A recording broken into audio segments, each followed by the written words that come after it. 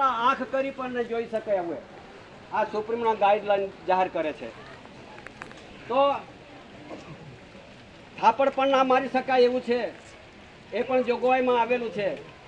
દંડો પણ ના મારી શકાય એવું પણ જોગવાઈમાં આવેલું છે.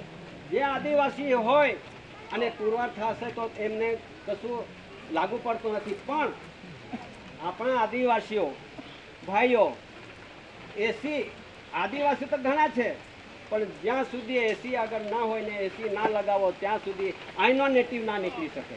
એ એસીનો મહત્વ વધારે થઈ ગયો. એસી એટલે એન્ટેક્રાઇસ્ટ એટલે કે અગાઉથી રહેનારી સમાજ. હવે એના માટે જેટલા બી જે કાયદા બન્યા છે એ લાગુ પડશે ને. હવે એમાં જાહેર કરે છે 17 જૂન 2024નો કાયદો એક આ લોકોએ ગાઈડલાઈનમાં જાહેર કર્યો છે. તો આદિવાસી એક્ટ અત્યાચાર કેસની બંધારણ પ્રમાણે ગાળો પણ ના કરી શકાય છે. એ પણ જરા ખાસ ધ્યાન રાખજો. આપણે કોઈને ગાળ આપવાનો નથી, લડાઈ કરવાનો નથી, ઝઘડો કરવાનો નથી, પણ આ લોકો હવે આપણા પર જે ચડાય ગાળો આપે છે, દંડા મારે છે, થાપડ મારે છે, આપણે વિરોધ નથી, પણ આના જરા સમજી લેજો.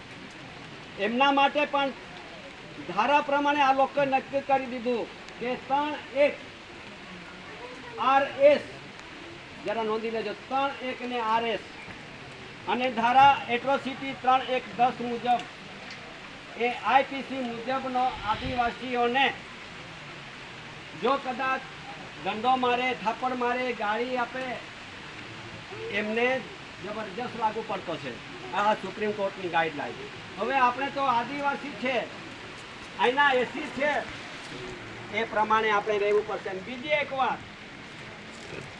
એક વાત છે, જ્યારે આપણા સમાજના કંઈક ગાડીઓ પકડાય છે, કંઈક ગાડીઓ પોલીસવાળા અટકાવે છે, ત્યારે એક પણ સૂચના લઈ લેજો કે જ્યારે તમને ઘણી વખત આપણને કહેવામાં આવે છે જ્યારે આ ધોતી અને થોડુંક રૂમાલ વેટાડી લો અને ગાડી હાંકતા પહેલાં આપણે યુનિફોર્મ સાથે રહો અને તે યુનિફોર્મ સાથે તમે ગાડી ચલાવો તો દિલ્હીથી માંડીને જાહેર થયેલું છે કે ભાઈ યુનિફોર્મ ગાડી